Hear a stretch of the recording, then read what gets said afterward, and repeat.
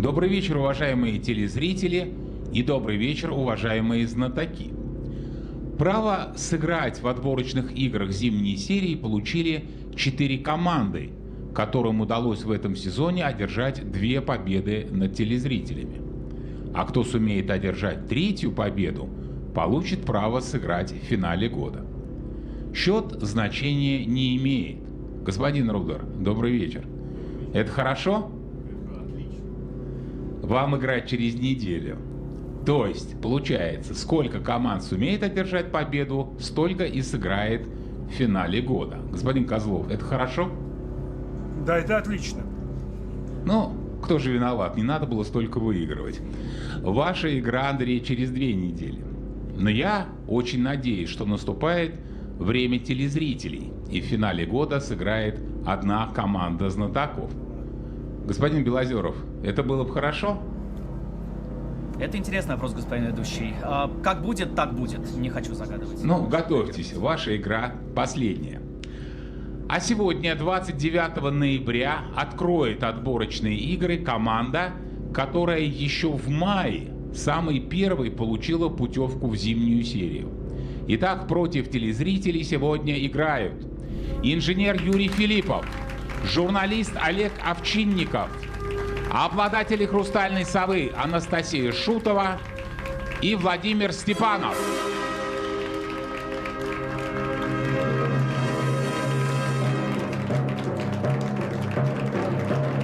Учитель Александр Мосягин и капитан команды, обладатель бриллиантовой 4 хрустальных сов, магистр игры «Что, где, когда» Максим Поташов.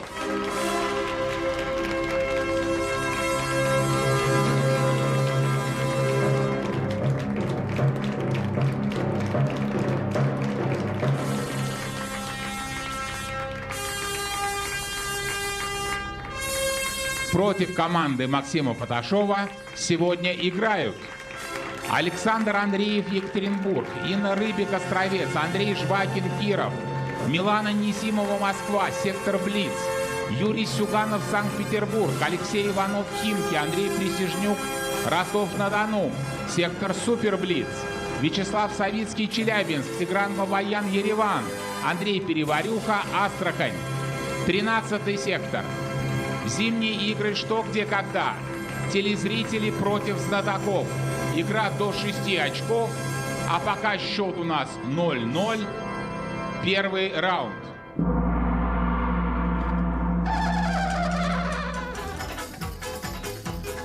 Господин Поташов, добрый вечер. Добрый вечер. Как настроение, Максим? Хорошее. Нервное? Нет. Нет. До зимней серии ваша команда добралась без приключений, я бы даже сказал, не напрягаясь. Максим, как вам это удается? Я бы не сказал, что это было не напрягаясь. На самом деле игры были тяжелые обе. Но я, правда, уже немножко забыл, это было давно. Но вы уверены сегодня в своих силах? Я уверен в своей команде, а что будет... Екатеринбург. Будет Екатеринбург, Максим.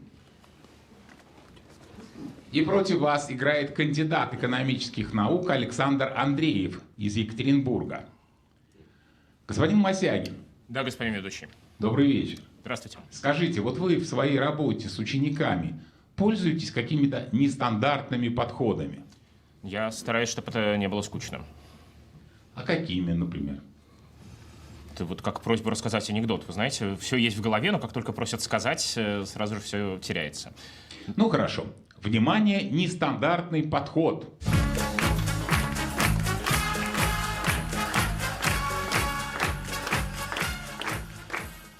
Господин Поташов, говорят, в XVIII веке подобные предметы использовал на определенном этапе своей работы один англичанин. Внимание, вопрос. Для чего они ему были нужны? Какие-то буквы какой-нибудь. А составляла уголь, песок, стекло, брокколи. Из песка делают стекло, например.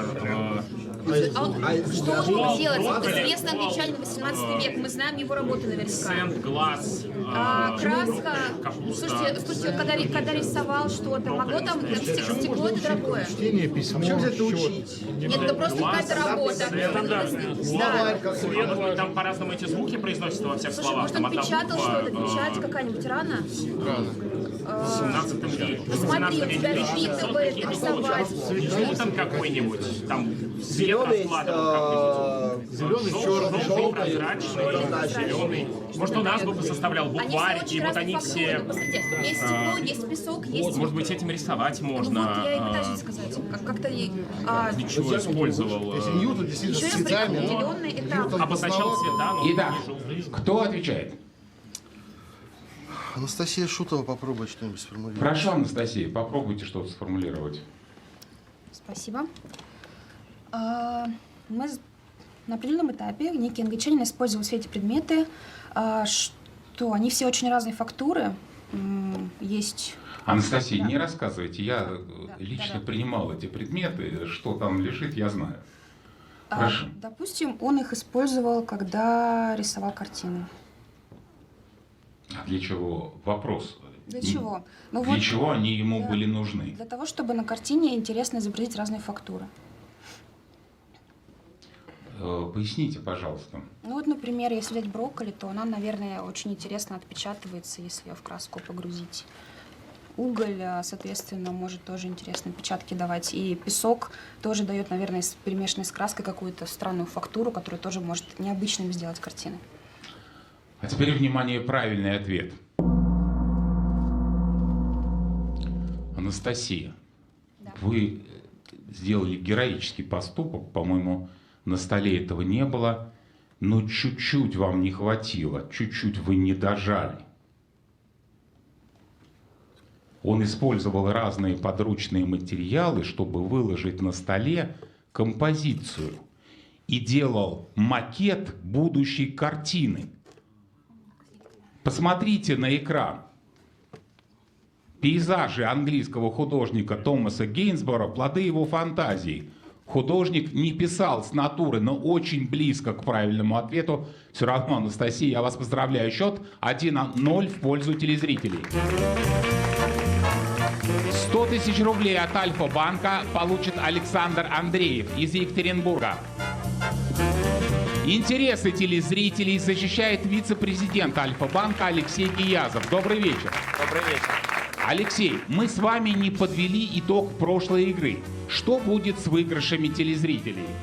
Ну, да, действительно, вы на прошлой игре опять подсказывали и помогали знатокам, поэтому я немного разозлившись на вас и на Александра друзья, вот, забыл поощрить вопрос о пиковой даме, и поэтому Олег Каратеев из Санкт-Петербурга получает 100 тысяч рублей от Альфа-банка, Так, ровно как и другие 5 победителей тоже получают 100 тысяч рублей от Альфа-банка. Алексей, скажите, а как мы поступим с оставшейся суммой? 100 тысяч остались неразыгранными. Кроме того, мы не определяли лучший вопрос. Вы знаете, лучший вопрос на прошлой игре сложно, в общем, и бессмысленно выбирать, там все понятно. И поэтому все оставшиеся 300 тысяч рублей я предлагаю перечислить в призовой фонд финала года. Итак, таким образом, в призовом фонде финала года теперь 3 миллиона 591 тысяча рублей. Алексей, благодарю вас, а мы продолжаем игру. Второй раунд.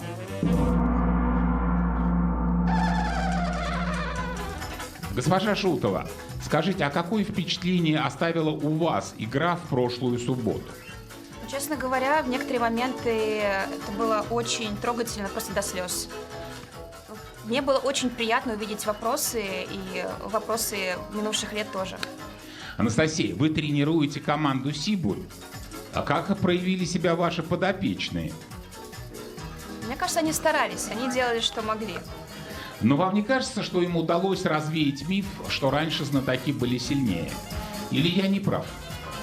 Мне Но кажется- они фактически ответили на то, что в 80-е годы не отвечали. Волчок, мне покажите, я не видел какой. Ростов-на-Дону. Думаю, что в этом они преуспели, да. А сейчас Ростов-на-Дону, и против вас играет экономист Андрей Присяжнюк из Ростова-на-Дону. Анастасия, премьера балета Петра Ильича Чайковского «Лебединое озеро» состоялась в Большом театре в 1850 1977 году. Но особого успеха постановка не имела. Через 18 лет балетмейстеры Мариус Пятипа и Лев Иванов возродили спектакль на сцене Мариинского театра. Были изменены и либретто, и партитура.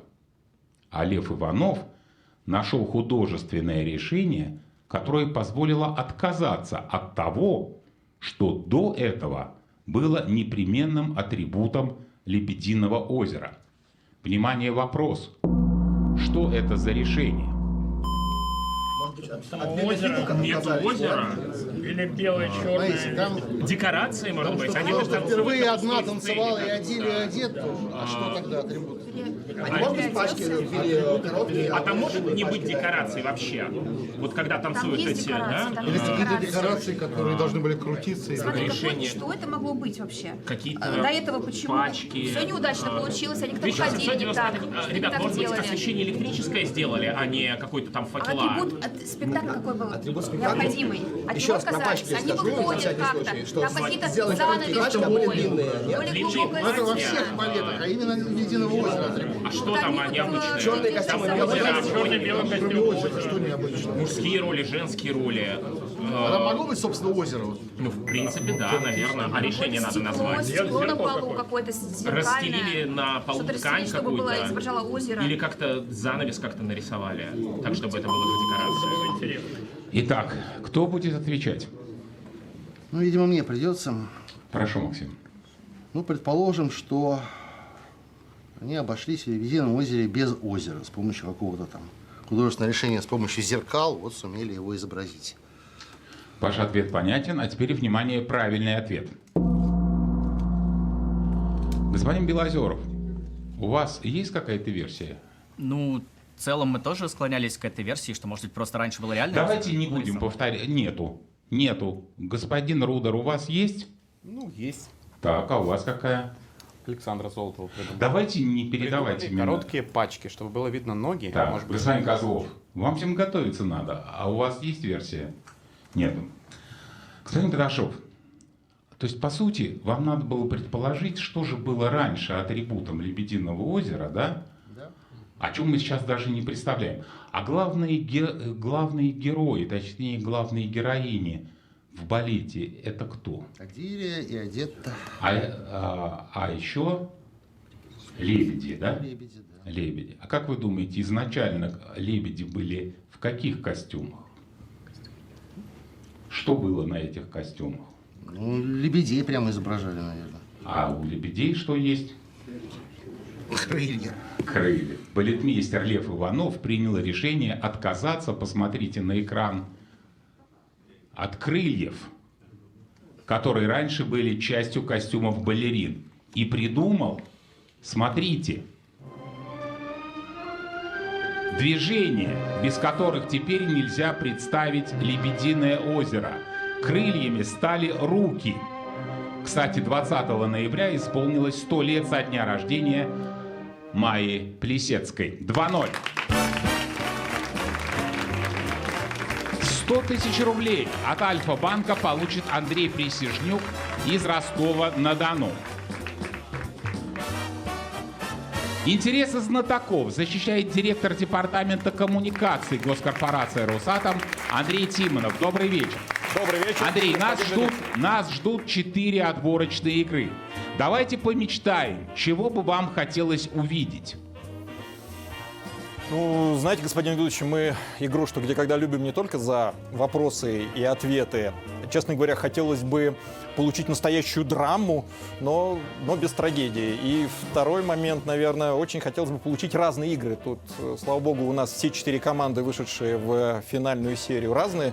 Вот команда Максима Паташова — это такая каноничная команда, собранная по заветам основателей, спокойно обсуждает хорошие распасы версии. В отличие от нее команда Андрея Козлова просто доказывает, что авторитаризму тоже есть место за этим столом, особенно если он такой результативный. И очень здорово, того, что у нас в финальной серии есть две молодежные команды. Команда Бориса Белозерова и команда Константина Рудера. Я, к своему удивлению, узнал, что, оказывается, команда Бориса, она полностью вся собрана из жителей Москвы. Фактически это сборная Москвы. В то время как у Константина атомная сборная. Это фактически сборная региона. Все приезжают из городов. Поэтому, господин ведущий, кажется, что у нас отличная палитра команд. Есть за кого поболеть.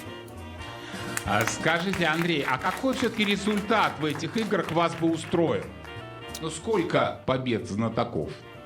Я вот сейчас скажу необычную вещь, и я ее объясню. Всем желаю победы, но, на мой взгляд, лучше, если в финал пройдет одна команда. И вот сейчас прошу не записывать меня в друзья Алексея Гиязова. Я сейчас объясню, что имею в виду. Как бы и прошлая игра, и другой экспериментальный формат, когда в рамках одной игры играет больше одной команды, вот к чему приводит. Как мне кажется, не только молодые команды, но и команды с опытом, они как бы первую половину игры только разгоняются. И на пик формы приходит во второй половине игры. Фактически, если мы в одну игру погружаем две и более команды, мы фактически сокращаем количество раундов, и как следствие это ведет к снижению результативности команды знатоков. Андрей, ну что ж, ближе к Новому году узнаем, услышал ли вас Дедушка Мороз. Третий раунд.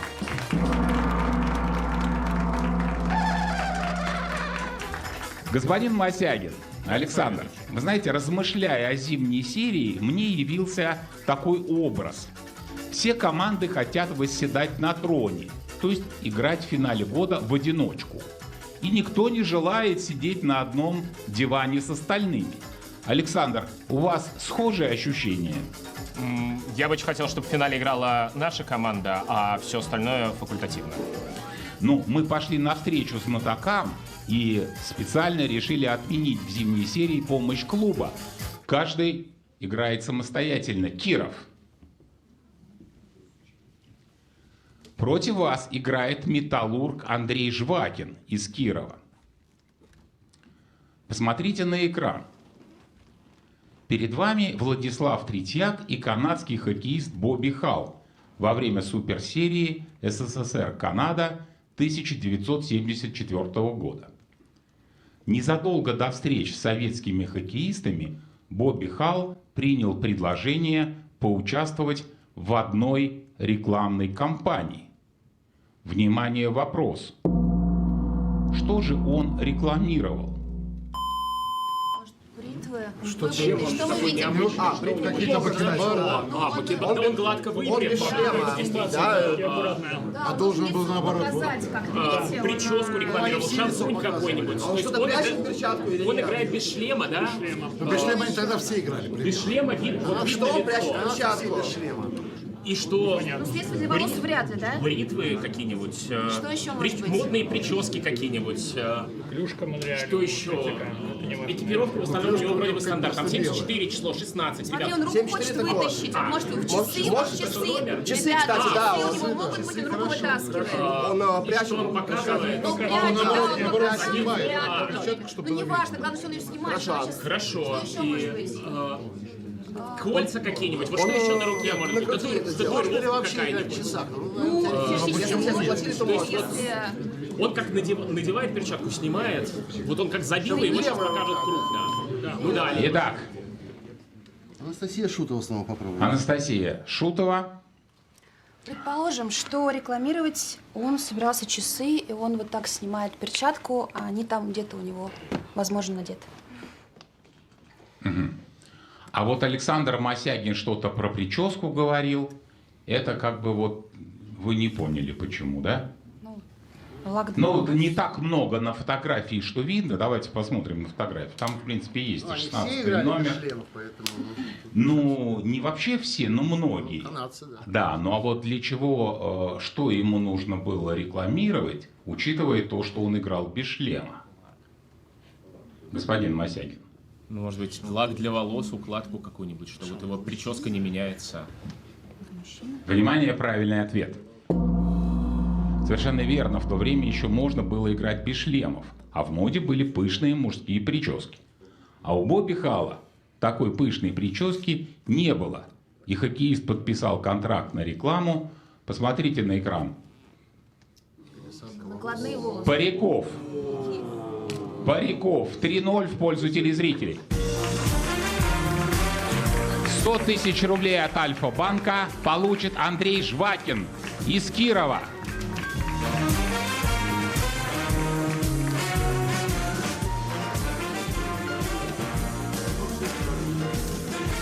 Госпожа Сибуль, Да, господин ведущий. как вам кажется, почему у команды не получается сегодня? Вопросы сложные.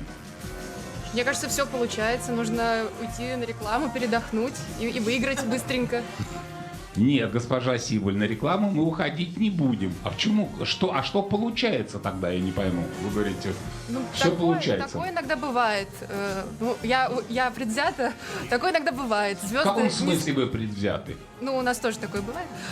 Звезды иногда не складываются. Ну, потом зато можно взять еще 3 очка и выйти в ничью, и потом выиграть. Мне кажется, все это возможно. То есть вы по натуре оптимист. У меня нет другого выбора. 4-й раунд.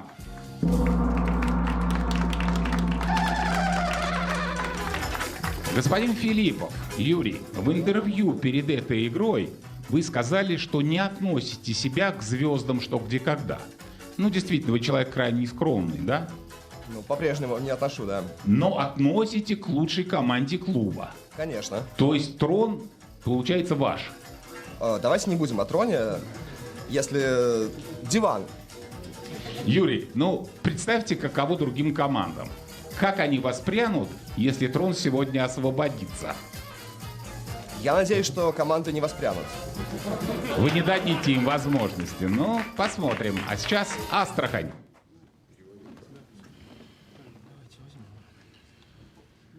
Против вас играет кандидат технических наук Андрей Переварюха, город Астрахань. Внимание! Портрет жены художника.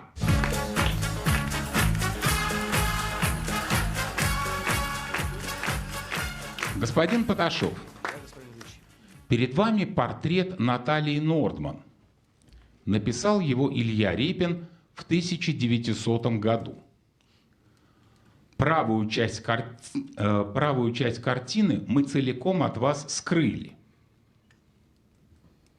Там изображен предмет, о котором Наталья Борисовна, жена Репина, писала так.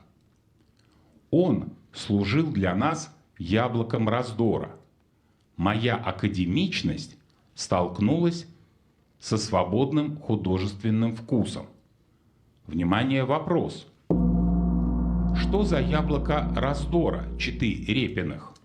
Патефон. Он хотел слушать классику, допустим, а она ставила... Нет, смотри, она может быть вертикально. Не было особого выбора, понимаешь, так вот есть вертикальный зонтик какой-то, что-нибудь моя длинное. мысль, что что-то не изображали на портретах, и поэтому это был яблоком раздора. Она говорит, нет, а он говорит, давай нарисую. А Вот что такое, тогда? у неё в Типа другой зонт руке, какой-то.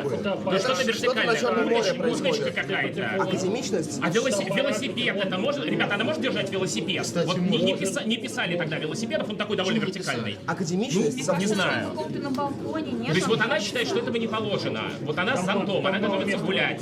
Не, а велосипед... Вот это у тебя рука лежит, в принципе, Ну да. больше ничего И оно нет. такое довольно вертикальное, оно узкое. Хорошо, еще что? А телефон вам не нравится, да? Телефон, а как там академизм, непонятно. Телефон на улице вообще не может. 900 это рано для телефона. А на улице в юбке она могла кататься на велосипеде? Зонт у нее в другой руке. Что у нее еще могло быть? Веер Может, какой-то просто. спортивный инвентарь еще. Веер какой-то. Например, какая-то клюшки какие-то для лапки Итак, гольфа.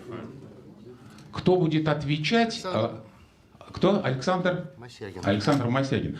Господин Мосягин, я просто хочу обратить внимание, что я специально сказал целиком, это не означает, что предмет такого размера.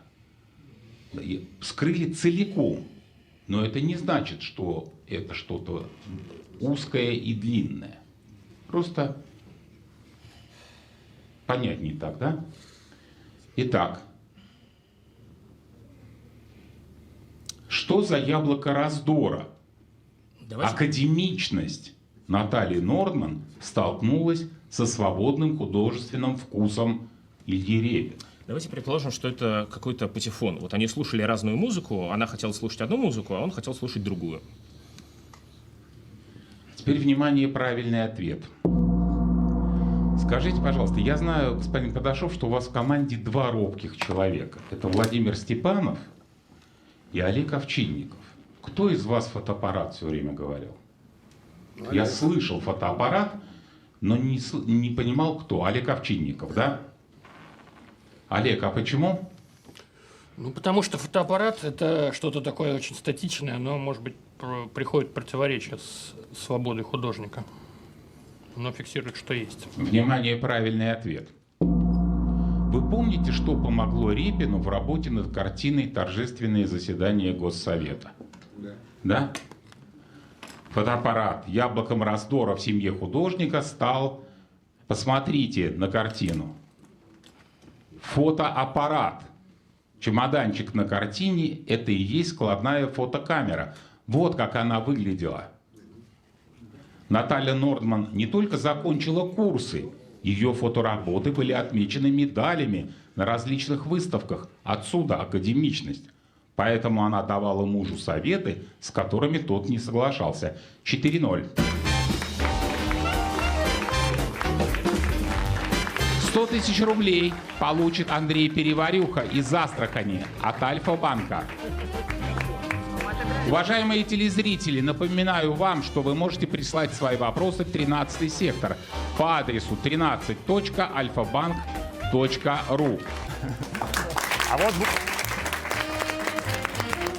А вот букмекерская компания BetBoom одинаково поддерживает каждого. Взять хотя бы мир гиперспорта. Все участники. И что там в киберспорте? Что все участники? Прямо сейчас проходит турнир гиперспорта BetBoom Streamers Battle. По доте. BetBoom Streamers Battle, который собрал целый стадион зрителей во всей Москве. Там выступают лучшие игроки и профессиональные стримеры со всей России. Присоединяйтесь, это настоящее шоу для всех интеллектуалов и фанатов доты. Павел, благодарю вас. 5-й раунд. Уважаемые телезрители, ваши вопросы на игру можно присылать по электронной почте, адрес вопрос@tvigra.ru, по почте на Академика Королева, либо просто заполнить форму на сайте tvigra.ru. Господин ведущий, можно обратиться к телезрителям? Я бы хотел сейчас, во время решающих игр юбилейного сезона, призвать всех отправлять сложные вопросы в 13 сектор. Простые не отправляйте. Перед тем, как отправить простой вопрос, подумайте, зачем. Алексей, вы какой-то ненасытный. Счет 4-0 в пользу знатоков, и вам не хватает сложненького вопроса. Сезон-то юбилейный. Ну, согласен. Да, ну вот, пожалуйста. Ну, вот, да. Сейчас проверим. 13-й сектор. Интернет против знатоков. Итак, в 13-й сектор сегодня прислали 177 517 вопросов, и сейчас компьютер выберет один из них. Против вас играет Арина Климчук, Жесказган, школьница. Внимание, вопрос. Японские издания музыкальных пластинок оборачиваются бумажной полоской с информацией о пластинке. С чем японские слушатели сравнили эту полоску? С поясом для кимоно? А вот это вот, который ты суши оборачиваешь, вот это, ну, пластинка. Да. Или пояс для карате. Если именно полоска, если именно полоска, вот так это то выглядит. она узенькая должна быть. Может, Если ты не ее, прямо она вот бьёшь, ты ее срываешь как подарок. А у них нет. Как с пачки купюр, что ли? А у них есть вообще картон. Ребята, почему они не на альбоме печатают? Не на какой-то там нет картона? Что они на картоне. А, ну да, действительно похоже на полоску на которые суши, водоросли, которые оборачивают еду. Ну это японское довольно. А пояс кимоно, допустим, ты его снимаешь. А с чего как еще это что-то закладка? делят у тебя либо круг, либо квадрат пополам, примерно. Стартовую хлопушку какую-то. Смотри, вот в этом Что-то ты вряд ли вот эти открываешь. Может быть там, как на флаге Смотри. Японии, да, вот что-то. Она там, по идее, на иероглифы написаны как-то на ней. С информацией, да. Полосковый код какой-то. Слушай, а вот это стихотворение, нет, они так по вертикали пишут, какую-то рукопись вот вертикальную. Итак, кто отвечает, господин Пташов? В чем ваше сомнение? Расскажите. Сомнений у меня множество. Попробует ответить Юрий Филиппов. Так, Юрий, прошу. Вашу версию выбрал капитан. Ну, если Япония и что-то в полоской, то похоже на пояс, как в кимоно. У кимоно пояс. А вторая версия была у Анастасии Шутовой. Ну, я не знаю ответа, поэтому... Вторая версия была, что это водоросли, которые оборачивают суси. То есть это водоросль? Ответ был. Водоросль, да? Не белая, по крайней мере, не знаю. Ну, давайте посмотрим на экран. Внимание, правильный ответ. Поиск кимоно 4-1. Юрий Филиппов сокращает разрыв в счете.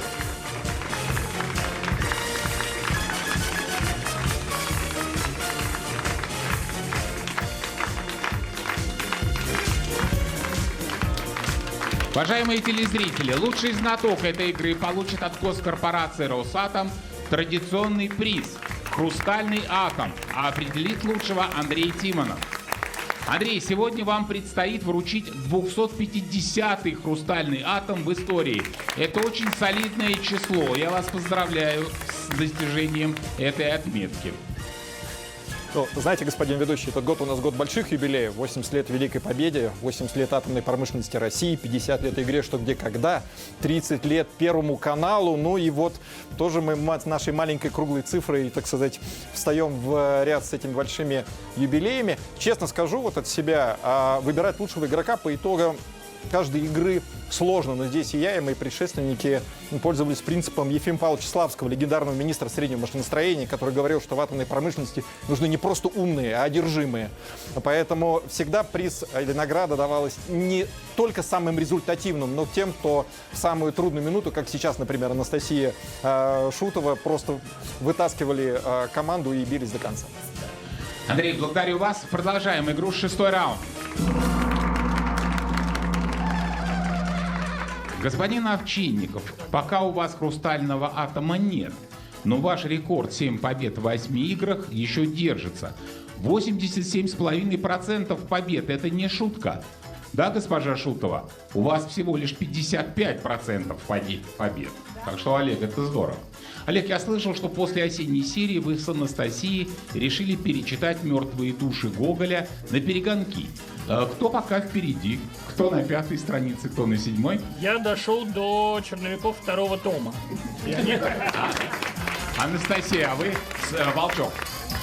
Санкт-Петербург. Дошла не так далеко, к сожалению. Вообще не они решили, а капитан дал указание. Господин Паташов, вы думаете, еще будут вопросы по мертвым душам? Нет. Ну, надо же как-то готовиться к игре. Санкт-Петербург, и против вас играет Юрий Сюганов.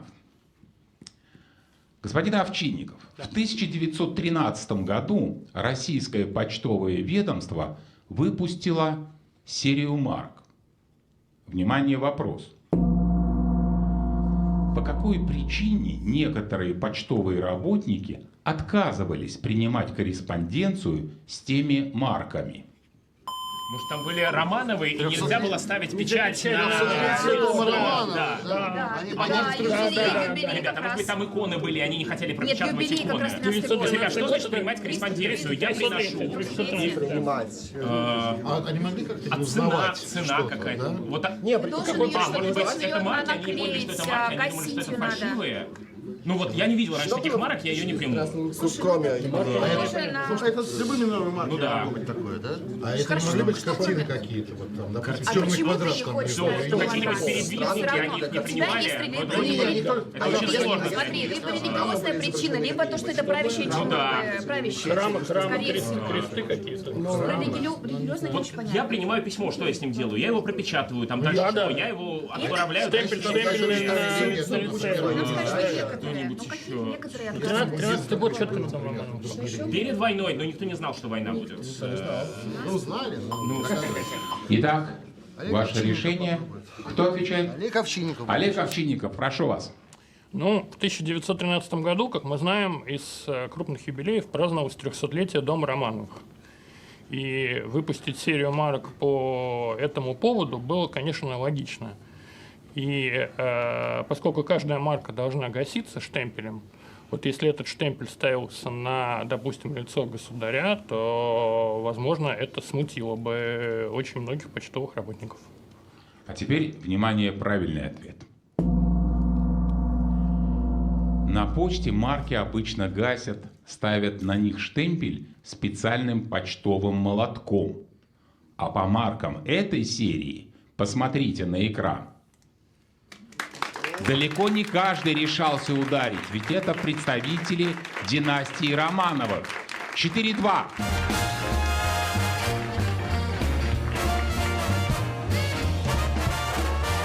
Продолжаем игру. 7-й раунд. Господин Овчинников, Олег, скажите, а мне показалось, что эта версия была Александра Мосягина в самом начале, да? Александр Мосягин. Но вы ее развили, и все у вас случилось. 4-2. 4-2. Ну, вы любите же начинать так... Нет, не любим, но так получается. Давайте посмотрим. Посмотрим на волчок, что он нам готовит. Еще и, кстати, и блиц, и суперблиц, что-то уже 4, да.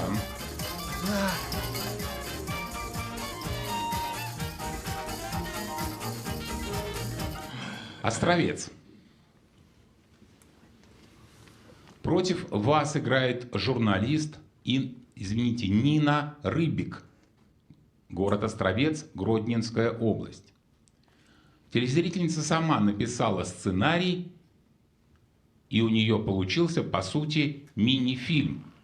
Давайте посмотрим. Внимание на экран.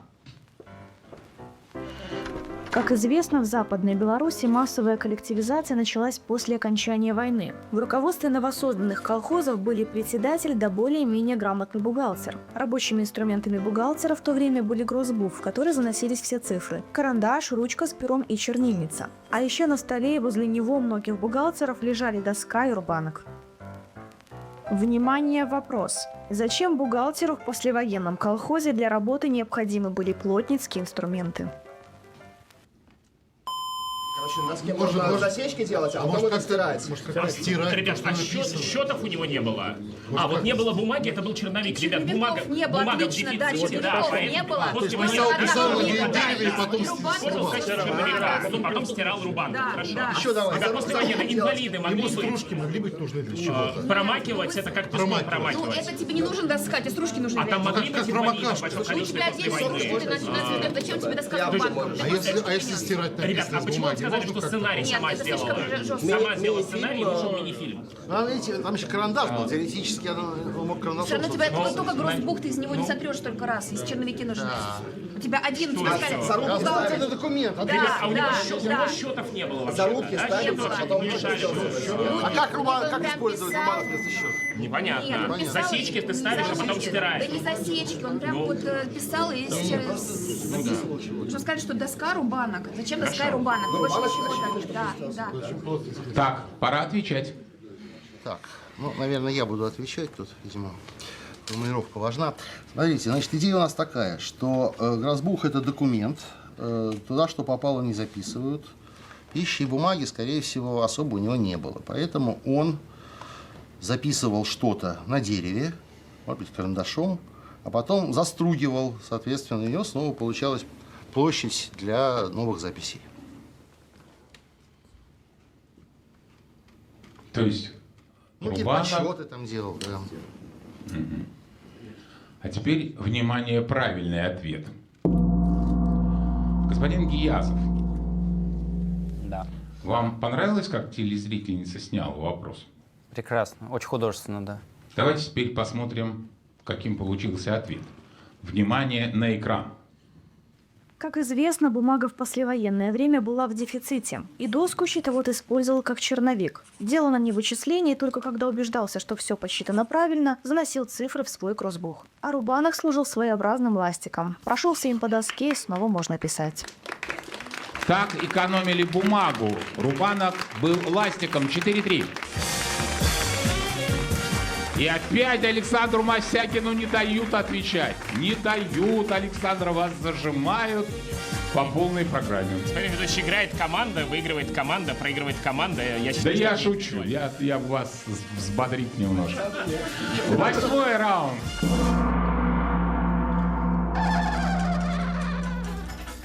Господин Степанов, что ли? Вот вы называете себя философом самоедского направления. И у меня к вам вопрос философский. Скажите, существуют ли какие-то знаки судьбы?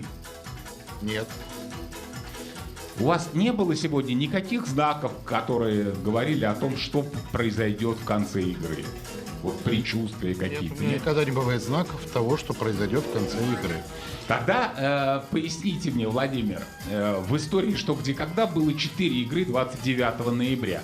Выигрывали и знатоки, и телезрители, но всегда со счетом 6-4. О чем это говорит? Челябинск. Совпадение, господин ведущий. Стоп, извините, пожалуйста. Сверху Ереван, получается. Ереван.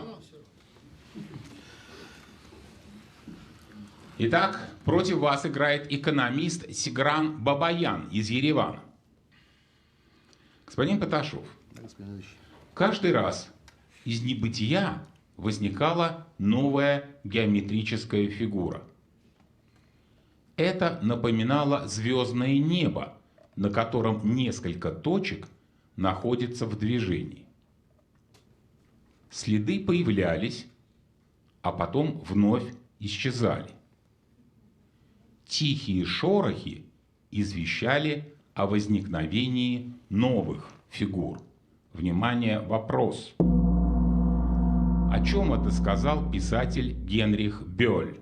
Ребят, ну калейдоскоп похоже, ты вращаешь его, и у тебя новое что-то возникает. Следы, там следы возникают. Шорохи пересыпаются. Это может быть вот радар, и на нем когда точки возникают, они же там еще тоже перемещаются. Вот следы смещаются. Понимаю просто. Хорошо. Там они действительно шуршат, если это настоящий стеклянный. Да. У меня тоже мысли про калейдоскоп. Ребят, а прибой может быть? Вот он смотрит на прибой. Когда ты видишь, что фото... Камера Уилсона. Хорошо. Кинескоп какой-нибудь первый. Вот глазами клоуна. Ребят, смущает, что несколько точек. Осциллограф какой-нибудь. Не может быть, ребят, у нас писатель.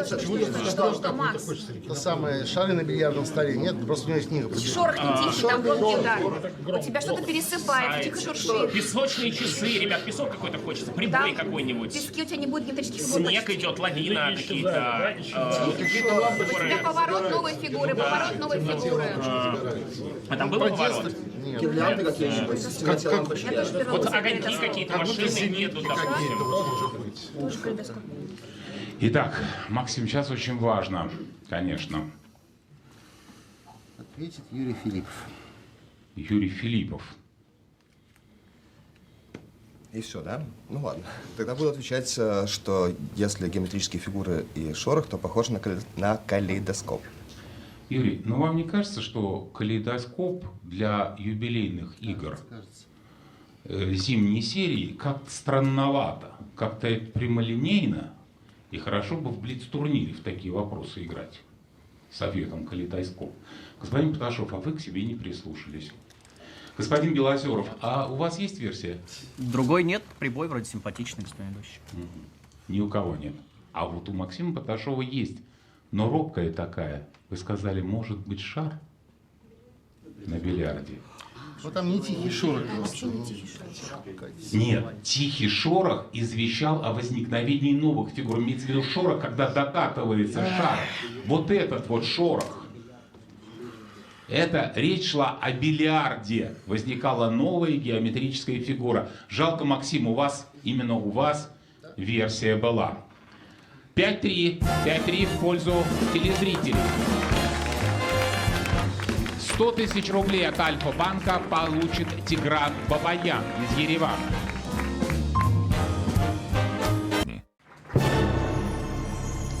В этом году в программе «Что, где, когда» исполнилось 50 лет. В финале года юбилейного сезона будет вручен уникальный приз – 6 бриллиантовых сов каждому игроку победившей команды. А если победит команда телезрителей, то каждый получит еще и карту Альфа-банка на сумму 1 миллион рублей. Продолжаем игру. Счет 5-3 в пользу телезрителей. 9-й раунд.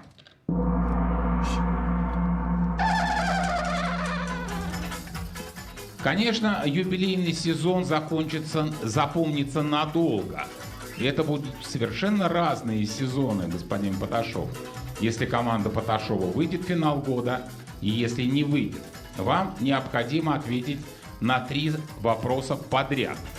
Точно разные. Что-что? Для нас уж точно разные. Для вас, ну, я думаю, что для всех будут разные. Но у нас еще волчок существует. Он, конечно, у него какая-то своя мысль сегодня. Москва. Против вас играет студентка Милана Несимова из Москвы. Внимание, господин Паташов. 2 черных ящика.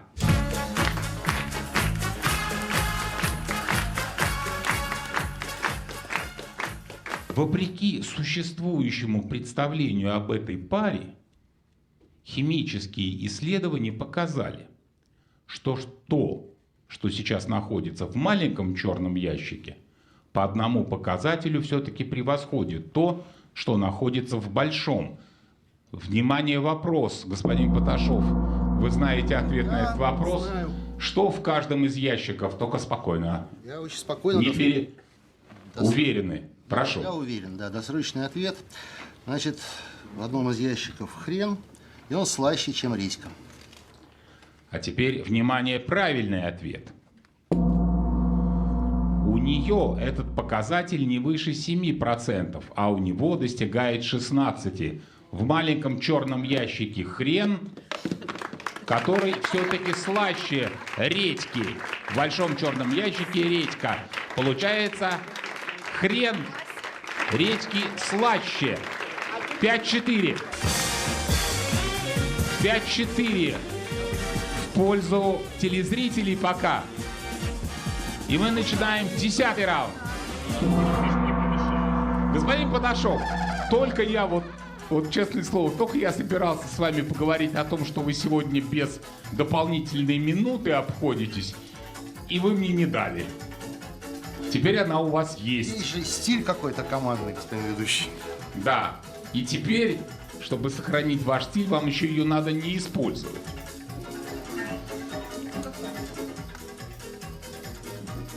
Пять, 4. Ну что, сейчас блиц, наверное, будет, да? Вы к блицу готовы?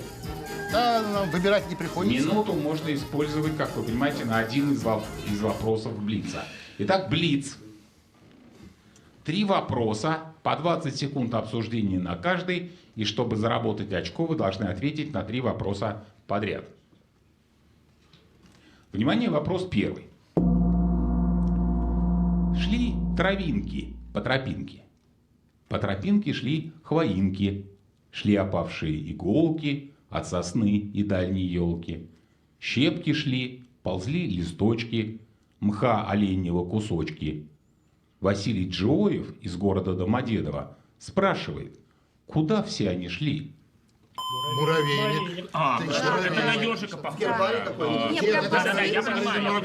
Да. Куда муравейник? Хорошо. Они строят из этого, да? Да. Нет, там не, тебя там не большое видно. что-то должно быть, да. Там травинки, хвоинки. Все они как будто сами ползут. Понятно. А лес сплавляют, Наш должно лес. быть. А наш Один лес, муравей там не есть несет, но там их может быть несколько. Прошу. Олег Овчинников отвечает. Олег, прошу вас. Ну, они шли все в муравейник, на муравьях, соответственно. Хвоинки и иголки шли в муравейник, их несли муравьи. Продолжаем блиц. Внимание, вопрос второй. Госпожа Шутова. Да. Ну, а дальше вам достались загадки. Анна Жигулина из Костромы просит вас разгадать узбекскую загадку. Идет с тобой по белу свету, а след его всего с монету. Посох. Хорошо. Посох. А тень вообще нет. Посох, это я знаю. А узбекское что-нибудь на лошадях, там на какое-нибудь животное вьючное? Монету, олень. Что-то... След с монету маленький. Каблук, может быть, какой-нибудь, ребят? Вот он нет каблука маленький. с тобой. Понимаю. Понятно. Прошу. Анастасия Шутова отвечает. Анастасия, прошу вас. Да, это посох. Это, посмотрите, Посмотрите на нашего распорядителя. Это посох. След с монету. Дайте Никите сторону, пусть поставит с посохом, все-таки для солидности. Итак, а у вас, господин Паташов, решающий третий вопрос. Тамара Винско из агрогородка Гезгалы в Гродненской области просит вас разгадать китайскую загадку. В каждой семье минимум одна, но во всей стране лишь несколько сотен. Ага, про Китай нормально. Да. А сотни там их Да, действительно? да, их там мало. Хорошо. А еще что-то, Давайте еще. жена, сестра, дочь, Каждой бабушка. семье минимум Может там одна. прабабушка какая-нибудь, Ну, у вот тебя в что... стране, потому что что-то... Я Не бабушка, бабушка, очаг какой-нибудь. Хорошо. Если в каждой семье она одна Подпись есть. какая-то, Это не печать. материально, давайте так. Итак, кто отвечает? Ну, я попробую. Насколько я знаю, в Китае очень ограниченное количество фамилий. Ну, в семье-то хоть одна-то есть. Кстати, самые распространенные китайские фамилии Ван и Ли. Их носят более 100 миллионов человек. 5-5. Счет 5-5. Господин Гиязов, что-то вы приуныли. Или ничего? Пока ничего. Верите в телезрителей? Всегда. 11-й раунд.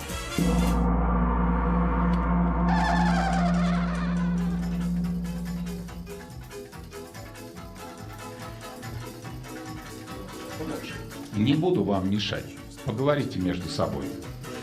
Поговорим сейчас, минута будет. Очень, Или две. очень ответственный момент. Сейчас все решится. От волшка многое зависит. Суперблиц на столе. Покажите стол. Нет, не так. Сверху. Вот. Ну, вероятнее всего Химки, но волчок может Выбрать и Челябинск. и Челябинск достать. А волчок суперблиц. Кто останется за столом? Я. Вы. Вы берете инициативу на себя. 3 вопроса по 20 секунд размышления на каждый. И играет Максим Паташов. Чтобы одержать победу в этом раунде и в игре, и выйти в финал года, вам нужно ответить на 3 вопроса подряд. И у вас есть 1 минута. На один из вопросов можете ее использовать. Уважаемые телезрители, компания Bad учредила приз для знатока, который выиграет Суперблиц последним в этом сезоне. Пока главный претендент на этот приз Никита Старун, который уже без посоха. Но сегодня Максим Паташов может вас опередить. Господин Паташов, сегодня в Суперблице вас ждут вопросы от Евгения Романова из Кагула. Внимание, вопрос первый. Евгений спрашивает, что впервые появилось после меланхолии и отчаяния 1892 года, но до тревоги 1894.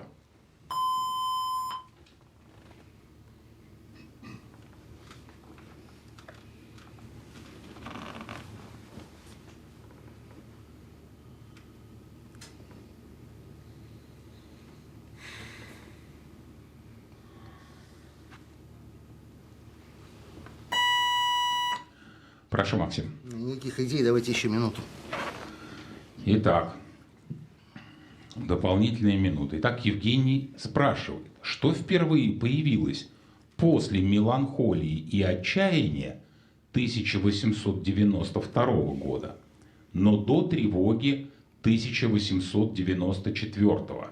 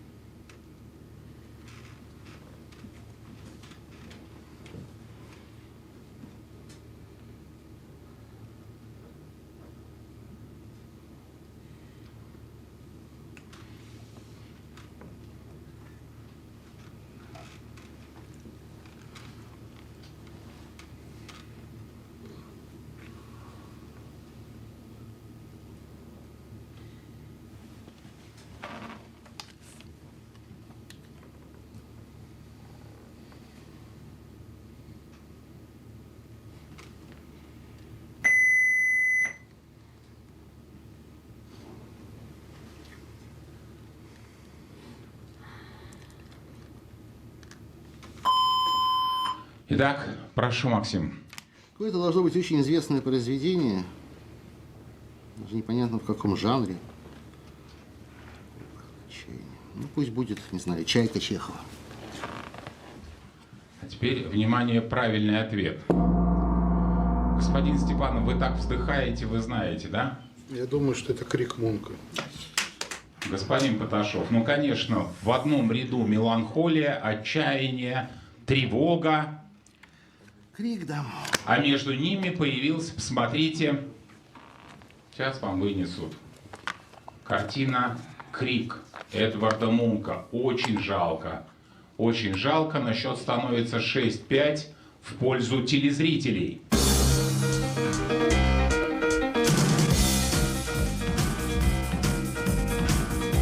Счет 6-5 в пользу телезрителей. К сожалению, команда Максима Паташова терпит поражение. Мне остается только поблагодарить команду за участие в юбилейном сезоне. Максим, что сегодня не получилось у вас? Крик не получился. Вот имена телезрителей-победителей. По 100 тысяч рублей получит Александр Андреев из Екатеринбурга. Вопрос о макете картины. Версия была. Андрей Присяжнюк из Ростова-на-Дону. Вопрос о Лебедином озере. Не было версии. Андрей Жвакин из Кирова. Вопрос о рекламе париков. Андрей Переварюха из Астрахани. Вопрос о фотоаппарате. Была версия. Тигран Бабаян из Еревана. Вопрос о бильярде. Была версия. И, наконец, Евгений Романов из Кагула. Вопрос о картинах Мунка. Господин Тимонов, кто получит «Хрустальный атом»? На мой взгляд, несмотря на поражение, команда блистательно сыграла. По-настоящему сложные вопросы. Знаю, что много кто, наверное, бы приз отдал и Александру Мосягину, и самому Максиму Паташову. Но я уже сегодня проговорился, мне очень понравилась игра Анастасии. Особенно в первую половину, когда было прямо тяжело и был счет 4-0. Поэтому приз уходит единственной девушке команды. Анастасия Шутова, поздравляю, вы лучший знаток этой игры. Господин Гиязов, кому достанется приз за лучший вопрос? Ну, вы знаете, сегодня очень интересные были вопросы, сложные, на мой взгляд, ну, кроме 13-го сектора, там можно было подтянуть. И красивые вопросы. Я бы хотел один вопрос поощрить. Это вопрос, снятый самой телезрительницей Ниной Рыбик из города Островец. Я бы хотел дать 50 тысяч рублей от Альфа-банка за красоту. Алексей, ну а лучший какой? А лучшим вопросом станет тоже очень такой высокохудожественный вопрос, который превратил крылья или руки в крылья. Это вопрос о Лебедином озере. И Андрей Присяжнюк из города Ростов-на-Дону получает 200 тысяч рублей от Альфа-банка. Благодарю вас. А эта игра закончена. Спасибо за игру.